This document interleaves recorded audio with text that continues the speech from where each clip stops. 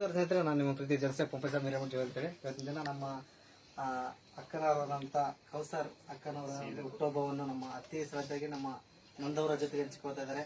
ವಿಶೇಷವಾಗಿ ಏನಪ್ಪಾ ಅಂದ್ರೆ ಅಕ್ಷರ ಹಾರ ಜೋಳಿಗೆ ಸೇವಾ ಟ್ರಸ್ಟ್ನ ಸದಸ್ಯರು ನಮ್ಮ ಮಕ್ಕಳವರು. ಯಾಕಂದ್ರೆ ಕಾಣದ ಕೈಗಳಂತೆ ಹಲವಾರು ಬೆವರು ಸುರಿಸಿ ಕೆಲಸ ಮಾಡುವಂತ ಏಕೈಕ ವ್ಯಕ್ತಿ ಅಂತಂದ್ರೆ ನಮ್ಮ ಅಕ್ಕನವರು. ಯಾಕಂದ್ರೆ ನಾವು ಊಟ ತಗೊಂಡ್ಬಂದು ಕೈ ಕೊಟ್ರೆ ಅಲ್ಲೆಲ್ಲ ತಗೊಂಬಂದು ಅವ್ರಿಗೆಲ್ಲ ಹಂಚಿ ತೊಳೆದು ಅವೆಲ್ಲ ಮೇಂಟೆನೆನ್ಸ್ ಮಾಡ್ಬೇಕಂದ್ರೆ ಬಹಳ ಕಷ್ಟ. ಯಾಕಂದ್ರೆ ನಾವು ಗಂಡು ಮಕ್ಕಳಾಗಿ ನಮ್ಮ ಕೈಯೇನೆ ಈ ತರ ಎಷ್ಟು ನೋವಾಗ್ತಾವ ಅಂತ ನಾನು ಬಹಳ ಹೆಮ್ಮೆ ಪಡ್ತಾ ಇದ್ದೀನಿ. ಯಾಕಂದ್ರೆ ರಸ್ತೆದವರಿಗೆ ಅನ್ನ ಹಾಕುವಂತ ಕೈ ಇದು. 106 ಕಾಲ ಎಷ್ಟು ಸುಖವಾಗಿ ಬಾಳಕ ಎಲ್ಲ